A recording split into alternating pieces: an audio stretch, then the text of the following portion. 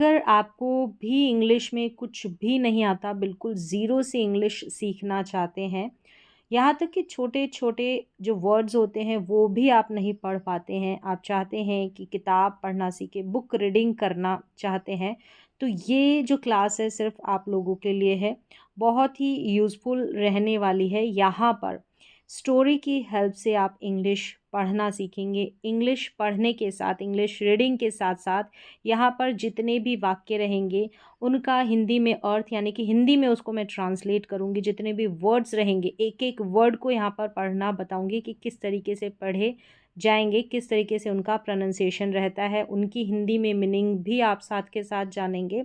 और बहुत सारे जो इंग्लिश के ग्रामर के नियम हैं वो भी यहाँ पर मैं मेंशन करती चलूँगी। तो चलिए शुरुआत करते हैं आज की क्लास की। तो यहाँ पर एक तरीके से आप बुक रीडिंग करना सीख रहे हैं, किताब को पढ़ना सीख रहे हैं। तो बिल्कुल धीरे धीरे यहाँ पर पढ़कर मैं एक एक वर्ड को बताऊंगी।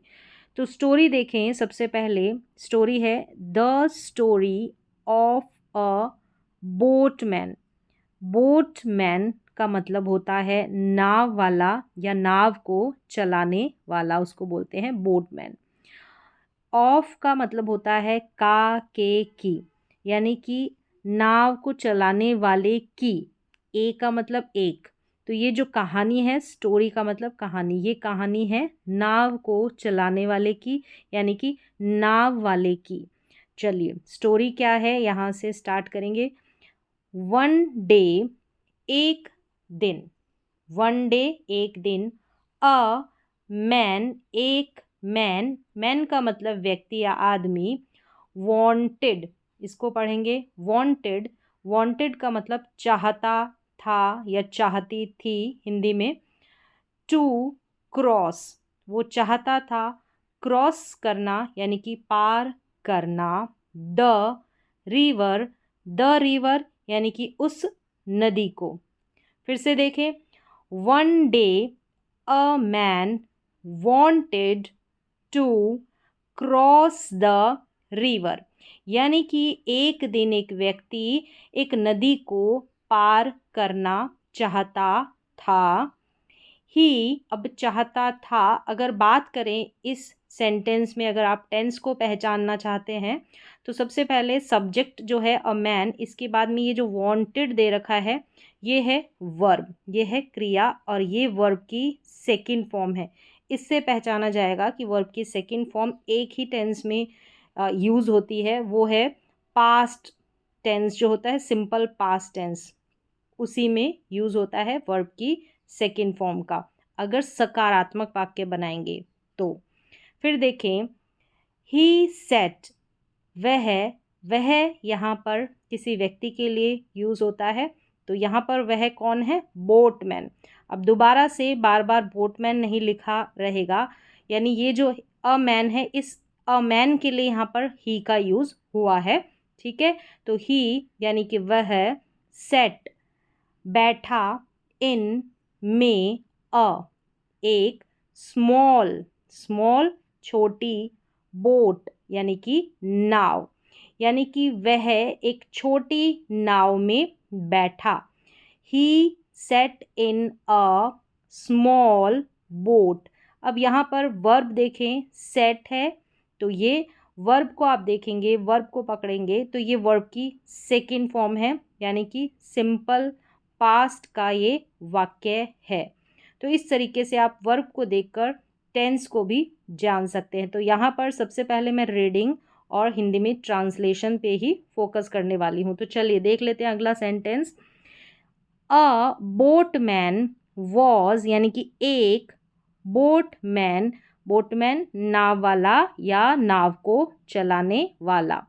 वॉज रोइंग, इसको रोइंग पढ़ेंगे, इसका उच्चारण लिखा है। ठीक है, तो रोइंग का मतलब हिंदी में जान ले, नाव को चलाने की जो क्रिया है उसको बोला जाता है रोइंग, यानी वॉज रोइंग यानी नाव, द बोट यानी नाव को चला रहा था। तो नाव को चलाने की क्रिया को अंग्रेजी में बोला जाता है rowing.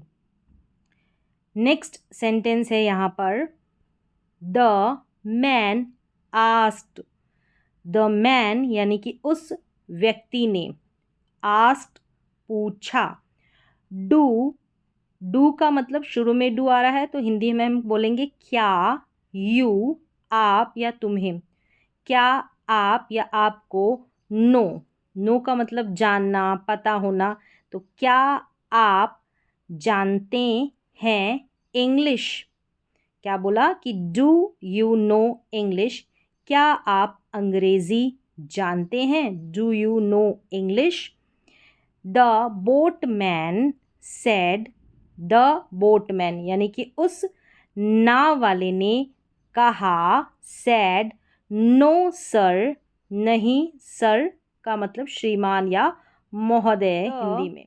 Man, the man laughed, इसको पढ़ेंगे लाफ्ट, याद कर लें, लाफ्ट का मतलब हंसना, तो हंसा, द मैन वो व्यक्ति, एंड और सेड बोला, यू कहा या बोला, यू वेस्टेड, वेस्टेड का तुमने, यू का मतलब तुमने, वेस्टेड का मतलब बर्बाद कर देना, खराब कर देना, 25% ऑफ योर लाइफ, लाइफ का मतलब होता है जीवन, योर मतलब अपने या तुम्हारे, यानी कि तुम्हारे जीवन, और ऑफ का मतलब का, के, की, तो तुम्हारे जीवन के, तो यहाँ पर बैठा के, यानी कि तुमने, यू यानी कि तुमने वेस्टेड बर्बाद कर दिए अपने जीवन के 25%।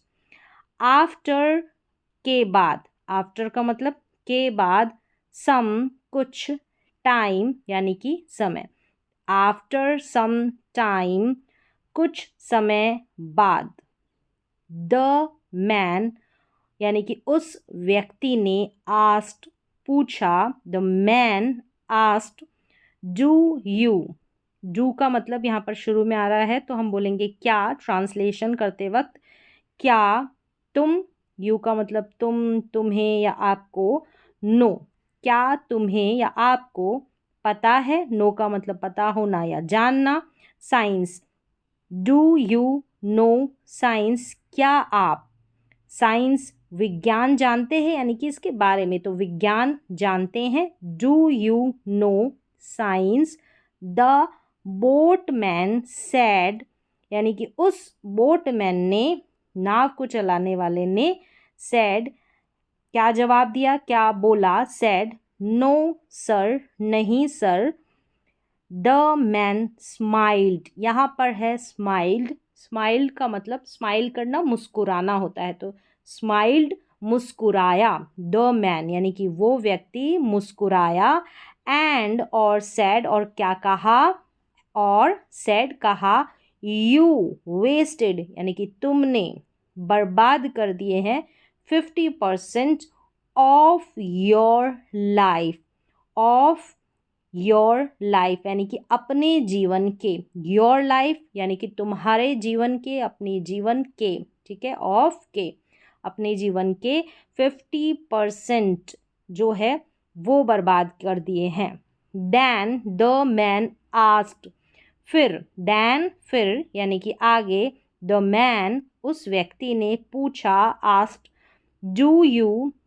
डू शुरू में आ रहा है तो क्या, यू मतलब तुम्हें, नो तुम जानते हो, डू यू नो तुम जानते हो, कंप्यूटर्स यानी कि तुम कंप्यूटर्स जानते हो। द बोटमैन सैड उस बोटमैन ने कहा, no sir. The man laughed यानी हंसा, लाउडली का मतलब होता है ज़ोर से हंसना, ज़ोर से, और लाफ्ड हंसना, तो ज़ोर से हंसा, लाफ्ड लाउडली। तो आप यहाँ पर लाफ्ड का उच्चारण और स्पेलिंग ज़रूर देखें, नोट डाउन करें, इसको ऐसे ही याद रखना पड़ता है। फिर आगे है एंड सैड, और सैड बोला, यू वेस्टेड तुमने बर्बाद कर दिए, खराब कर दिए 75% ऑफ योर लाइफ यानी कि ऑफ के, योर अपने या तुम्हारे, लाइफ यानी जीवन, अपने जीवन के 75% जो है वो बर्बाद कर दिए। सडनली अचानक से, इसको पढ़ेंगे सडनली मतलब अचानक से। द विंड, विंड का मतलब होता है हवा, वायु, इसको वाइंड नहीं पढ़ेंगे, विंड पढ़ेंगे। बिकेम, बिकेम का मतलब हो जाना, बन जाना। तो हवा क्या बन गई? स्ट्रॉन्ग। स्ट्रॉन्ग का मतलब होता है एक तो मजबूत, ताकतवर होता है तो मजबूत, या फिर हवा की बात हो रही है तो यहाँ पर स्ट्रॉन्ग का मतलब होगा तेज। तो क्या बन गया कि हवा तेज हो गई, तो बिकेम हो जाना, हो गई। सडनली, फिर से देखिए, सडनली अचानक से, द विंड यानी कि वायु, हवा, बिकेम बन जाना, हो जाना, तो हो गई स्ट्रॉन्ग यानी कि तेज हो गई। द रिवर वाटर यानी कि जो रिवर का, नदी का वाटर है, पानी, बिकेम हो गया या बन गया।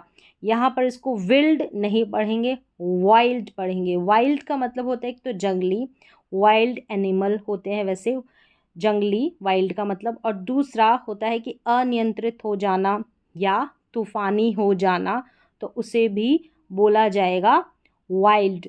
तो जो नदी का पानी है, रिवर वाटर है, वो क्या हो गया? अनियंत्रित हो गया एक तरीके से, यानी कि तेज सा हो गया, अनियंत्रित, कंट्रोल से बाहर हो जाना, वाइल्ड हो गया।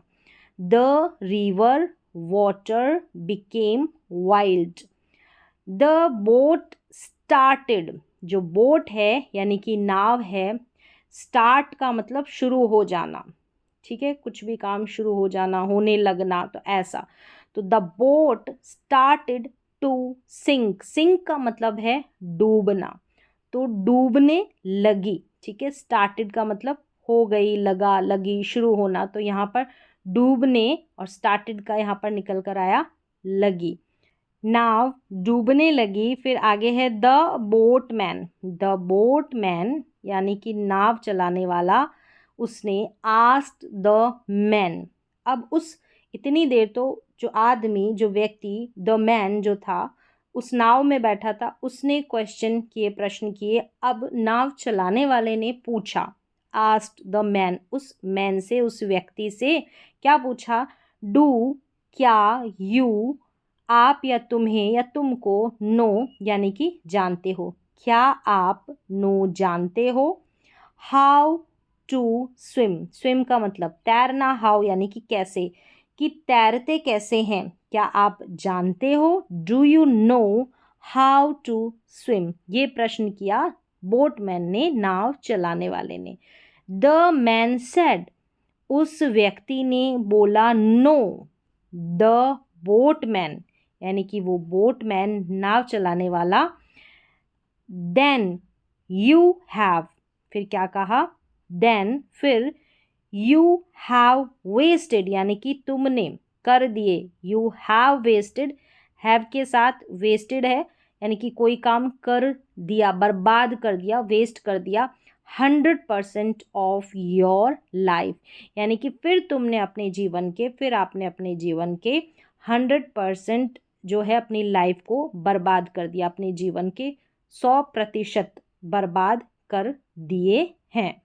इस तरीके से यहाँ पर देखिए, टेंस की बात करें तो हैव के साथ अगर वर्ब की थर्ड फॉर्म आती है तो ये वेस्टेड है, यहाँ पर ये थर्ड फॉर्म है, तो ये प्रेजेंट का परफेक्ट टेंस रहता है। यहाँ पर हैज़ और हैव के साथ वर्ब की थर्ड फॉर्म का इस्तेमाल होता है, यानी कि कोई किसी भी काम को कर लिया है, कर ली है, इस तरीके से पहचान की जाती है। तो यहाँ पर लास्ट क्वेश्चन उसने पूछा। अब इस स्टोरी का मॉरल है, स्टोरी कंप्लीट हो जाती है। Moral of the story, moral यानी कि जो भी शिक्षा हमसे इस कहानी से प्राप्त होती है हमको। डोंट का मतलब होता है मत करो, ठीक है, डोंट न करना, क्या न करना? लाफ एट अदर्स, दूसरों पर, अदर्स का मतलब यहाँ पर दूसरों पर है या अन्यों पर है। लाफ नहीं करना यानी कि हंसना नहीं, तो क्या है? डोंट लाफ एट अदर्स यानी कि दूसरों पर हंसो मत। तो डोंट का मतलब न करना या मत करो, यानी हंसो मत दूसरों पर। एवरीवन, एवरीवन हर कोई। नोज, नोज का मतलब है जानता है। समथिंग क्या है? समथिंग। समथिंग का मतलब होता है कुछ न कुछ या कोई बात या कोई चीज़, यानी कि हर कोई कुछ न कुछ जानता है, कोई न कोई बात जानता है, यानी कि कुछ न कुछ उसको आता है। तो एवरीवन नोज समथिंग। बुक्स यानी किताब का, ठीक है, ये बुक्स दे रखा है या अपोस्ट्रोफी लगकर फिर एस लगा है, तो किताब का, किताब की, इस तरीके से ये अपोस्ट्रोफी लगकर एस जाता है, तो इसका हिंदी में अनुवाद का, के, की से होगा। तो किताब का या किताब की। नॉलेज, इसको पढ़ा जाएगा नॉलेज। नॉलेज यानी कि ज्ञान। इज है गुड, अच्छा, मतलब किताब का ज्ञान अच्छा है, books knowledge is good, but लेकिन लाइफ स्किल्स। लाइफ स्किल्स का मतलब होता है, लाइफ का मतलब जीवन और स्किल्स का मतलब कौशल, यानी कि जीवन कौशल आर है, ऑल्सो। ऑल्सो का मतलब भी, इम्पॉर्टेंट। इम्पॉर्टेंट का मतलब ज़रूरी, यानी कि जीवन कौशल भी इम्पॉर्टेंट है, ज़रूरी है। जीवन कौशल का मतलब होता है, लाइफ स्किल्स का मतलब होता है जो हमको अनुभव से प्राप्त होता है, कोई किताब को पढ़ने से नहीं। अचानक से हमको कोई डिसीज़न लेना है, कोई परेशानी आ गई, ठीक है, प्रॉब्लम को सॉल्व करना है, समस्या का समाधान करना, अचानक से निर्णय लेना, सेल्फ अवेयरनेस होना, तो ऐसी बहुत सारी बातें हैं जो लाइफ स्किल्स में आती है। तो यहाँ पर ये कहानी छोटी थी, तो जो लोग बिल्कुल ज़ीरो लेवल से इंग्लिश पढ़ना सीख रहे हैं उनके हिसाब से थी, इंग्लिश की किताब पढ़ना सीखना चाहते हैं उनके लिए थी। तो आज की क्लास में बस इतना ही, मिलते हैं अगली क्लास में।